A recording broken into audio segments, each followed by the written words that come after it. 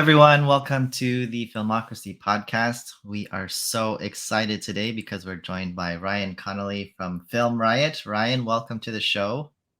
Hey, how's it going? Thanks for having me. We are like legitimately excited because sometimes we have guests and they're like people that Usually you're just saying it. I mean, kind of like, there's people we're all in the independent film side, and some people are kind of known, but most people are not really well known, and they're important, but nobody knows who they are. But you are like an actual figurehead, at least in my perspective. So thank you so Well, much for thank you. joining us today. Oh, thank you. It's a heck of an intro. I'll take it. Well, I mean, I think I have the history to back it up because we actually did a video about you in 2020, kind of chronicling. We called it Filmocracy Chronicles, and we talked about your early start and how you sort of trailblazed all of this stuff in like the mid 2000s. Is that what it's called? The 2010s ish. Yeah. Um, and that was before there was much information out there and much education out there. Now there's like whatever you type, you'll find some Yeah. video teaching you how to do it. For sure. But you were really there for a lot of the filmmakers that are out there now that are mid-career and starting to find their footing. And I mean that must be really gratifying for you. Yeah, it's definitely cool. It's we started in Florida and then we moved to Texas, so we've always been sort of outside the inner circle of what's goings ons in the film community. Kind of our own bubble, making and doing our own thing for the most part. Of course, we branch out and collaborate, and we show all that on the show. Plenty, lots of friends in LA and New York, and even ones that we work with a lot. But on the norm, we're in our studio, which is where it is, doing our thing. So you just don't really think about that stuff so much. So it's really cool when someone like yourself or somebody else working in the industry says something like that, like, oh, I started watching this when I was in high school, now I'm a working professional. It's just like, what? Which it mostly blows my mind just at how long we've been doing it now, to where someone was in high school and now they're a proper pro out there making films. It's pretty crazy. Yeah.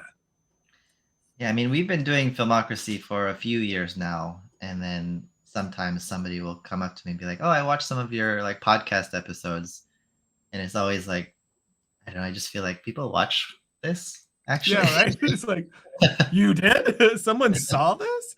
Yeah, it's very weird. It was very weird in the beginning too, when it was like brand new. Like now we live in a whole culture where it's everything's online, and relationships are through this. And but in the beginning it was so brand new for me, like just this concept of I'm putting stuff out and I see this number, these tens of thousands of people that watched it, but it's just a number. You know what I mean? It's like there's no audience that I can look and actually see. And especially when we first started on Revision 3, because there was no comment section like there is on YouTube. So you just put it up and then you'd get these like numbers of views, but there's no proof. There's not even a comment or a like button. I'm like, did they? Was it? So it was very strange in the beginning, especially when we did have like a couple of live events and we met people who did watch the show. It's just so strange. And then they feel like they know you because they watch you, but you don't have the same advantage. It's a very interesting sort of medium. Yeah, and obviously over your career, the film industry continues to change Yeah.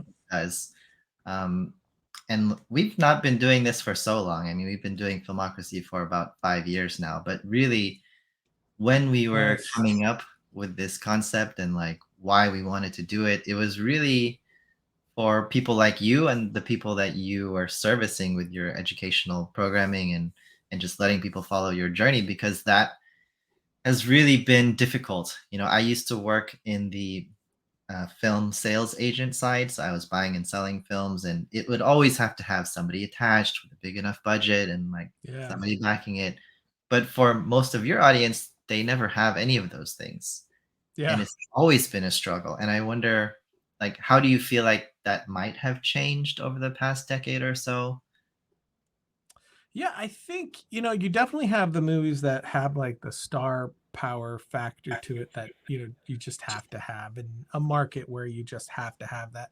But I think it's a lot of somewhat old thinking. It kind of, I guess, depends too, because genre, you can do a horror film and everyone can be an unknown, and that's totally going to be fine. And I think if you have something good enough, you can go that direction, and yeah, it's just definitely going to work. The star power obviously has a huge draw. Of course it does. It's what's used to sell tickets and to sell films, like you're saying. But everything has kind of shifted a little bit to even the point where I've been thinking lately, like, what is celebrity exactly? Down to stuff like we and people like us do on YouTube, or people on TikTok or Instagram that are technically celebrities. And at what number do we call them a celebrity? You have people with X amount of following on this social network or that, and they're not considered a celebrity, but they're known by this many people. So are they actually a celebrity? You know what I mean? So I think that has its own, area that's worth thinking about when you're doing this stuff. Like, what exactly is celebrity, and what is the purpose of utilizing it for the project that I'm doing? Um, to the traditional aspects of it, because I mean, a known face within a known circle is going to do something good or bad to your film. If you get maybe an actor that people don't look favorably upon, or they're only in really bad films, you put them in your film and that's going to paint your film in a certain light, right? um, so I mean, even just at the start of that conversation, that's something interesting to think about. But now it's like, what are you even making it for? Are you making it for, the general sales world? Are you going to take it to something like Tribeca and try to sell it? Is this something that's just going online? Is it a feature versus a short? I don't think I've answered the question because it's a very interesting one, but I guess it's one that really just depends what pocket you're talking about specifically, really. Yeah, there's definitely a lot more opportunity out there. Even if you just look at, like, Filmocracy has decided to focus on film festivals, and the number of film festivals that exist now compared to 10 years ago is just like almost exponential, because you have these, I think because there's so much new content being made, you have these film festivals that are generated to support very niche content. So you'll have like Right. a pet film festival in Mexico, or like the Jewish sci-fi festival of Atlanta, which is like so, everything is like so specific because they're trying to capture a very particular audience, because they know that if they're trying to be like the next Sundance, that's kind of impossible. But if you want to Yeah. capture one captive audience, then focusing like that is very helpful. Do they seem to be all mostly online festivals only, or is it a lot of in-person festivals? Now, there's a lot of in-person festivals too. It's That's obviously awesome. it's been weird over the past 2 years, but Sure. we are seeing some online-only film festivals pop up. But there is resistance, obviously, not only from the filmmakers, but from like Film Freeway, for example. If you sign up for Film Freeway as an online festival, then they will not list you publicly. You Oh have wow. to sign up as a physical festival and then say you have an online component, and that way they'll make you searchable. So there's definitely some resistance there, but it's been a weird couple of years to say the least. Hmm. Yeah, that's really interesting. I mean, from the filmmaking standpoint, like, you've obviously made a lot of films over the years. I don't believe you've made a feature yet, but I have to imagine there are people that are kind of like pushing you or asking you or tempting you. How have those conversations gone for you? Yeah, I have not done a feature yet. Before 2018, for me, it was very much about getting myself to the place where I felt I was ready for the feature. The way that I've always put it on the show is I wanted to be able to, honestly look someone in the eye and say, hey, you can bet on me. Because any feature, no matter who's making it, is a gamble. But I wanted to be able, to get to a place where I felt very confident and comfortable that if given the opportunity, the budget, I'm not, it's not going to fall apart for a lack of experience, um, so, safeguarding it in that way as much as possible, but also, wanting to have enough notches in the belt to where I can, craft a story that I want to craft without, maybe having, feeling like, people are going over my head with stuff. Just not having enough experience to really have my hands fully on the reins as much as possible. And Ballistic was kind of this short film I did in 2018 was kind of like the last one in this 5-year plan I had of different things I wanted to educate myself with, and so I used that one to try to get my foot in the door, and I was able to get representation, and we pitched a feature version of that for a little bit, and since then I've been in that sort of world pitching different feature ideas and things like that, and that's just I mean it's a very difficult world to break into, regardless. Especially now, it's like it seems like pitches aren't really selling so much. You really sort of just need a script. Um, but I do film, right? And we've always had this motto of find a bigger wall, you get a bigger sledgehammer. You just do things, you make things, you go about figuring it out. So doing a feature on my own outside of the system is something that's definitely on the top of my mind and that we've been toying around with. But then it comes into, okay, well, what budget range are we talking about, because that's going to decide what type of film you can make. And for me, if you've seen any of my short films, you know that the type of stuff I like to make is larger things, grander, bigger scope, lots of visual effects, big set pieces, stuff like that. And that stuff doesn't come cheap. So unfortunately, my brain, even when I'm trying to write as low budget as possible, it just keeps stacking on the budget. So that's been a bit of a barrier for me to get across. So it's what budget do we want to play in? Okay, what sort of idea do I have that could go in there? And that's been kind of a difficult journey. But then it's, where is the money coming from? You could do something like a Kickstarter, but that has its own pitfalls to think about. And then what investor are you getting into play with? There was this one investor that invested in a friend's film, and then they were great, but then they had to put their friends in the movie, and I'm not down for stuff like that. So it's a difficult sort of land to travel. Been figuring it out little by little, but I've got 2 more projects out that I'm pitching, and 2 more that I'm developing that could potentially be things that I do on my own. But more than anything, like everything that we do, it's sort of like I feel like every next thing I do, I don't really know how to do it. I'm just figuring it out as I go along, as we all do. So it's kind of in that world right now, with A/B testing things, having conversations, and finding out what the best way to move forward with that first feature is going to be, because it's going to happen eventually. It won't stop until we do. But it's just, what will that look like exactly?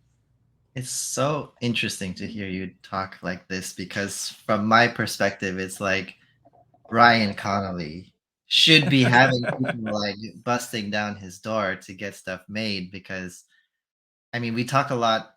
I mean, back in when I was working for a sales and production company, we talk about like risk mitigation and, what are different ways that we can access talent without necessarily having to like pay A-level talent. And so that Right. would go towards like, how big of a social media presence does this person have? Are they a known entity in their sector? Like before the Weinstein company went down, the second Right. question you were asked when you like signed in and like filled out the form was, "What's your social media imprint?" Which was kind of crazy because Weinstein is such a, kind of like archaic, traditional type of company, but that was even important to them. And you Yeah. kind of have that in spades. I mean, especially relative to others, many filmmakers out there who have like zero presence out there, but just have a lot of Right. dreams. Like at least I could, for example, if I still worked for my old company, I'd be like, look, here's Ryan Connolly. He has done this, this, this, and this. Look at his social media. Look at how many things he's made. Like you check so many boxes, and yet you still, it's not that straightforward for you, it seems.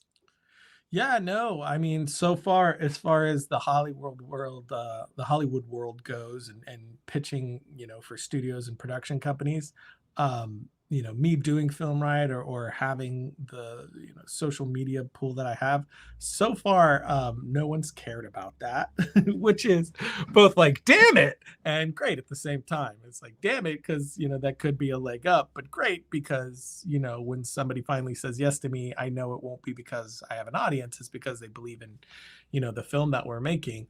But yeah, so far no one has really cared, about the fact that I own the Film Riot property and everything. I tried to include it into a few pitches, but it gets like, oh, that's cool. That's pretty much the biggest reaction it gets. Wow. Well, offline, I think there's something that I might be able to help with there, but we'll save that for a private conversation. Um, but like, I think filmmaking today in 2022 has reached a certain point. I mean, you look at like virtual production and Unreal Engine 5, and the amount of education is available on YouTube and TikTok, and Yeah. like how powerful computers are now that you can do so much more with so much less. Like, how do you feel like that plays into the current landscape of the streaming platforms, where it does kind of feel like most of the platforms now are looking to take content that they can produce and keep forever, as opposed to taking things that have already been produced, even if they're high quality, because they don't want to lose them after 3, 7 years or something like that. Yeah. I don't know too much about that world, to be honest, as far as streamers and exactly how they're operating. I do know, just based off of what I hear from my reps, what people are looking for. And yeah, they really are ramping up production in every one of those houses. But I think production in general is becoming so interesting, because of what you said, the advancements in technology. I mean, I remember, before Film Riot was even a thing and they were making Avatar, and hearing about this new technology that James Cameron was using to make the film, and Steven Spielberg and Peter Jackson, all of them are going on set and their like mouths are hitting the floor on how he's doing this. And now you can literally set up what they did in your bedroom. And that's just bonkers. From looking in a very short time frame of just watching these videos of volumes and mocap suits and all this stuff, and just being like, man, that's so cool. What is it? How can I get my hands on it? And like, oh, $25,000 suit. No, that's not a thing. To now where you can get a really solid suit for like under $3,000. Yeah. um it's just crazy. It's like you go even further back and you had stuff like Sky Captain and the World of Tomorrow, which was pretty famous for how it was made. Like one dude did like most of the VFX or something like that, or whatever. Different films like that where it's like basically one person doing almost everything, and how shocking that was. To now it's like not that shocking. It's impressive, but it's like, yeah. I mean, you got Unreal Engine, which is free. You got DaVinci Resolve, which is free. Or $200 if you want to get the pro license. The amount of assets you have to pull from, to where all you really need is time and the drive for it, time to really learn it, get proficient at it, and the drive to continue on when that becomes monotonous. Eventually you can be like this one man band to some degree, especially if you want to go more the animation route. I have a few friends that are making things that look like a whole team did it from Unreal Engine. It's just one person who's just putting in the time for it. Um, so it's pretty incredible what you can do. I mean, even if you want to go a green screen sort of route, and all you have to do is have a couple of friends who are maybe good at these things. You could take like a team of 10 and do something what feels like 100 10 years ago. So that's what I'm most curious about, is as this stuff is so much more readily available, because that's really current, right? Like everything that we have, and it being so accessible, is pretty recent, because the software and the hardware had to both get to a point to where they were accessible to everyone. We're kind of in that space now. So I'm very curious to see, in the world that we're in now, where, like you said, with YouTube, you type anything and you get a 12-minute instructional video on every button to push to do it exactly this way. And with those stuff being accessible to the hungry, young storyteller, what will things be like 10 years from now? When you're getting stuff that looks like it was made for $1 million that was made for $100 in some kid's bedroom. What will that world look like? That's what is very interesting to me. Yeah. Yeah, I mean, I think about, like, The Mandalorian and their virtual production set with, like, everything being shot in one stage without having to go on location, and even that, like, Mandalorian is what, like, 2, 3 years old now? And we have Yeah, people yeah. starting to try to homebrew that in their garages, like Yeah, yeah. We did a test with a projector, which I think with maybe a little more expensive projector, a little brighter, it probably would work, and probably a little bit more expensive screen. But I have a friend who actually did it with a projector, and it did work because they had a bit brighter of one after we wow. did an episode doing something with it. So I was like, yeah, that works. So even, car shots, an airplane shot, whatever.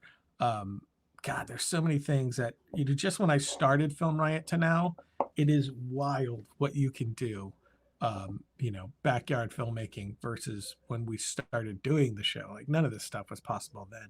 Now, if you just put in the time, if we took a month on one shot, we could make a shot that rivaled what goes in, $100 million film. And that would not be possible, 10, 12 years ago, without someone incredibly skilled with a very, very expensive piece of software. One thing I worry about is just as all of this technology and skill proliferates, like, if we think about, the they always say, like, today we have seen, more content than anybody in the history of mankind. Like, we've seen so many shows and movies and TV shows and pieces of art in short form, long form. Like, we're a bit becoming desensitized in a way to certain things. Like action sequences, I find myself like, if it's not totally unique or like I feel like the danger of the situation, I kind of zone out. And that's why we have that like second screen phenomenon, right? Where we're we're kind of watching, but we're not really watching because we've kind of seen it before and we're just waiting for the next, plot point to move on. And I don't know, like, is that just gonna mean we just have to like elevate our storytelling more? Or Yeah, I think that's the good aspect of that, right? Like you get this new thing. I mean, you get the invention of film itself, moving pictures, and the stuff that they started filming was pretty mundane. Here's a train coming into the station, and people were going into like an actual, I guess, cinema room to pay a ticket and watch this thing. They used to be very short. I mean, you go back to silent film and how it was done, and then people sort of started getting bored of that, and the storytelling became more and more mature over time, more nuanced. The characters became deeper, more realistic. So there's always been this, technology comes up and everybody's sort of fascinated by the technology of it all, but then that becomes, like you say, like, oh yeah, I'm in a world where I could literally see anything on screen now, and then the storytelling has to come up to match that, because that's the real draw. And action films, for me, I totally agree, and that's actually a part of every action film pitch I've done so far. Is there's a whole section where I talk about, an action scene is nothing and will hold no one's attention if it's not supported by character and story. Mostly character. If you're not 100% in it with the characters, then the action scene that's about to happen is meaningless. And it's the exact same thing, with any film that you make. If you make a horror film, why are you going to be scared if you don't care about who's in danger? If you make a romance, why are you going to care about the kiss at the end if you don't love those two and want to see them happy and together? You know what I mean? So action films for me are very much the same way. I'm fully in it when the film did its job, and the themes are there, the characters there, the story is meaningful, and you get to that action sequence and you're all into it. Otherwise it's just boring, but that's always been the case for me. But I do think, as everything becomes like, oh yeah, I've seen it, oh yeah, we could do a CG character, oh yeah, we could do it mocap that way, we could do it on an LED screen. um the draw really has to be and is the story, and always has been, and currently is, with anything that really has staying power or that's really going to make a ripple. Like anything that we've seen in the past 3 years that, made waves, and stuck around for a bit in the general, social conversation. They were all really well told stories. They weren't just cool, they were extremely well told. Like, Stranger Things 4 was wildly popular, and I thought it was excellently done all throughout. It's fantasy, it's tons of visual effects and huge scale, high budget, but the characters and the story were all there to make all that work. Or Squid Games, for instance, what an amazing story that they told, and how they told it was beautifully done as well. So I think the story is going to be king always, and if that's service, then everything else will just be icing on the very delicious cake. Is that something that Film Riot is focusing on? I feel like most of the videos is more about like production tips and like how you do things like with the equipment and stuff or like editing the stuff. But in terms of like developing the story, is that something that Film Riot is like starting to get into more or focus on? A little. We've talked a little bit about it over the years, for sure. More over the past 5 years, we've talked about it more than we had done before, largely because I wanted to be more comfortable as a storyteller before I started telling people how I did it. So we've been cautious about that on Film Riot. Is in the beginning it was, the opening logo has me saying, you want to be a filmmaker, so do I, let's figure it out. And that's always been the motto we carry is, we're figuring, I've said it earlier, figuring it out. And so I didn't really want to teach something, or even tell you in detail how or why I did something, until I could show you something of that. So until I had enough short films and was out pitching and getting validation of like, okay, I can start talking about this more, I got a handle on it, I didn't really want to bring it to our audience. But even then, when we do our story stuff, we did like a theory of editing, we call them like the art of film sort of episodes. When we do those, I always make sure to point out that this is my subjective viewing of this idea, because that's what art is in every aspect. It's subjective. How you light something is completely subjective. What somebody thinks is bad cinematography, somebody else liked for that scene. So it's really hard to peg down, hey, here is an objective truth on how to do this. If I turn the light switch on, it'll objectively come on, but that's about as far as you go. Everything else is a subjective experience of that, because is it a cold bulb or is it a warm bulb? And it's that this person used to do a job where it was all cold bulbs, and it reminds them of working in a cubicle and living in hell. So he's going to prefer the warm bulb, whereas she prefers the cold bulb because of her experiences. So it's all so subjective, um, that I'm also cautious about that, because when I went to film school, I went to Full Sail, which is fully a technical 1 year school. I just wanted to know where the buttons were. Back then, there was no YouTube in existence, but also, there was nothing online where I could go and do tutorials and find out about how to be a filmmaker. And I couldn't even figure out what kind of camera to get. Like, I was like, are these ENG camera the type of cameras I'm supposed to have? Or, there was just no information about anything anywhere. So going to film school or knowing somebody who did it were your two options back then. But I didn't want to go to a film school where somebody was going to teach me how to make films, how to tell a story, how to reveal character, all those things.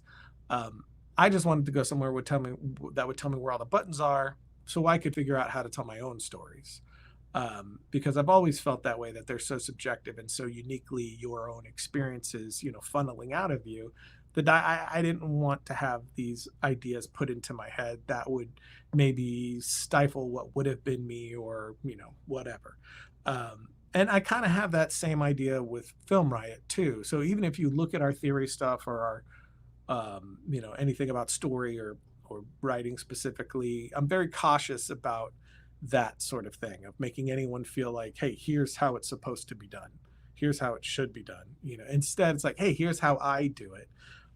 So I don't do a ton of story episodes for that reason. I think the greatest thing that you could do is read good films and watch good films, and just make stuff and figure it out. Why did this work? Why did that work? And that, I think that's very much a part of finding your voice and who you are as a filmmaker. So I've always been very like, nervous about and cautious of bringing that too much of that to Film Riot for those reasons. And we've talked about exactly that on the show as well. We'll definitely do more story stuff, but it'll always be approached with the same caution for all the reasons I just said. Totally. And for if anybody is watching this and not listening to it, you can clearly see the difference in how my camera looks versus how Ryan's camera looks. It's like basically night and day, but I need to get a better lighting setup, that's for sure. I do too, to be honest. I'm just on a webcam. I really need to get like the whole at home, because I was doing all my pitching at home in 2020. I have a whole like Blackmagic with the Blackmagic Ada Mini and proper mic, so it's a much better setup there than it is here. I need to get this set up to par as much as that one. Yeah, when people have like legit cameras as their webcam, it's like jarring. Like Yeah, it's this like, is what damn it's it. supposed to look like. Wow. It's like, come on, man. Now I feel dumb. Um, there is a topic I always like asking people because I just feel like it's such a relevant thing happening right now, which is TikTok. Mhm. And I do feel like film talk or film on TikTok has not really found a footing yet. There are some people that I think are doing some really cool stuff, like making content, making films specifically in that format, but only a few people have really, I think, broken through and gotten like, in the hundreds of thousands or millions of followers, and the rest are just kind of, trying. And I wonder, like, what do you think about TikTok? Do you think this is like, as many people say, this is the future of content? Um, I know that Film Riot has a TikTok account and you have a decent following there, but how much of your focus is on that, not just for Film Riot, but also for you as a professional filmmaker? Not a lot, to be honest. Definitely not as much as it should be, that's for sure. As far as what we do with Film Riot, I think TikTok, Instagram, all of those, they're all the same to me. It's just another place that we could put out stuff for people that could help them, a way to connect with people, a way to promote our stuff for sure, of course. And thinking about them each as their own unique like platform, and okay, what will work on that? Does that excite us? Do we understand it? Does it not excite us? Okay, let's just not do that then, that sort of thing. As far as filmmaking goes, I have the same opinion that I've had since, the beginning of Film Riot. As you've seen different platforms like this come and go, like Vine and stuff like that. Not saying TikTok's going anywhere. I mean, it's massive. Doesn't seem to me like it would go anywhere. But just as much as, when TV started, it wasn't the death of features. It was a whole new medium of entertainment. And I think that's what this, I don't think it's the future of filmmaking or anything like that. I think it's, a new form of content that is, added something into, what we consume. And, that's a part of the future for sure. Does it take away from those other ones and, bounce maybe more heavily here than over there? Maybe so. But I think we'll always want the long form content. Even on YouTube, since we started YouTube, I feel like every year people are like, "Yep, the longer form content on YouTube's gonna die. You're gonna have to go down to doing 1 minute stuff." And so far, we still haven't. And now we're at a point where it's actually gone up. Like when we started Film Riot, it was like, yeah, 5 to 10 minutes, perfect window. Now it's like, dude, if you could hit 20, that'd actually be pretty great for the show. So it's actually gone up, not down. Um, so I think there'll always be the need for long form content, not having to be like, oh, minutes up. Now I have to find something else to watch that I want to watch. Being able to just sit down, put something on, relax, and be told a story. I just don't see that ever going away. So I don't think that TikTok is the future of filmmaking, but I do think it is another really interesting avenue for storytelling or for connecting to an audience. Not really one that jumps out at me as something to do with it, so I'm probably not the one to innovate on what that is, or maybe eventually I will have an idea for it and we'll try it. But as of now, I don't. But and that's what we say on the show all the time. It's like I don't do anything just for money and I don't do anything just for clicks, So if it's like, yeah, this would be wildly popular, I'm like, yeah, but my heart's not in it. We're just not going to do it. Because it's never ended well when we have. Uh, so right now, I don't see personally a way to really innovate on that that's meaningful or exciting to me. But I do think having those little bits of short form content is really interesting from the Film Riot side, and that's actually something that we're going to be getting into very soon. It's just those little bite size, like here's a quick 1 minute thing on how to do this, and I love stuff like that. Or even 1 to 3 minute scenes. Maybe we would do that. It's kind of just like a bridge we're still sort of like slowly walking across, and trying to figure out how to get to the other side exactly, which boards are going to break, which boards are firm. You know what I mean? Yeah, TikTok. My personal experience with TikTok was very much like an addict. Like I, Yeah, I first that's started the other using thing. it heavily, Yeah, and when I was using it, I was like, "This is the future. This is like, I love this thing. Everything is like impact, impact. Like everything is, hitting straight to the core of that piece of content really fast." And then, like after using it, I think I've used it for like a year now, and I've started feeling like I do learn interesting things from TikTok, which I like, but at the same time, anything that's more creative or fictional, I don't have enough time to spend with these characters right. to care in like Hmm. any lasting capacity. And I Yeah, think that is the flaw of trying to do necessarily like very creative things on TikTok is you can't make anything really last because everything is just like so fast and like you move on so quickly and you don't really yeah. like give it time to settle in your brain or your heart. They're essentially like all commercials, right? Like you have to be in there with your point and out as quickly as possible, just like a television commercial is. There's no room for art or nuance or fluff.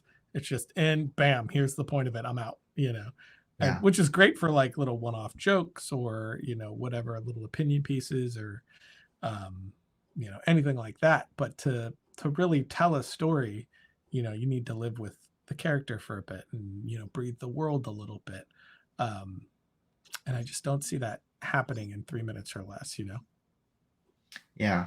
It's kind of like this kind of like dichotomy in a sense where like we have the proliferation of television shows and those television shows are getting longer and longer now and I, Yeah. I was just watching Rings of Power and like each episode is basically a movie now but in terms of length but it's moving a little bit too slow. I feel like a lot of the series now, like for example, Obi-Wan, I watched that and I was like, this totally could have just been a film. Like it did not need to be Yeah. a series at all. Yeah. Yeah. Yeah. That definitely happens. Always like that could have been like 2 episodes less. Yeah. Cool. Well, I'm very thankful that we've had a time to chat. I thought everything you said was pretty much in line with what I believe in as somebody who's trying to help the independent film industry in whatever way I can. Um, is there anything that you want to shout out or like stuff you're working on or new things coming up at Film Riot that we can share with our audience that they should know about? Uh, no, not nothing, no projects or anything that we could talk about just yet. But just at youtube.com/film riot. That's where we have all of our videos. We also have filmriot.com, where we have some extra stuff over there as well. But just chasing the stuff that we're excited about, working on some stuff in the background that we're very excited about. But we're always working on stuff in the background that we're excited about. And as the film industry does, most of them fail, but eventually there'll be one that we finally get to announce because it doesn't fail. Fantastic. All right. Well, thank you again so much for joining the program. I know you're a busy guy, so we'll cut it here. Everyone, that's Ryan Connolly from Film Riot. You should know him if you don't. If you don't, shame on you. So check it out. Go on YouTube, go search him on Google, find him everywhere he is. That's Film Riot. And this was the Filmocracy Podcast. Thank you for joining us, and we'll see you next time. Thanks, man.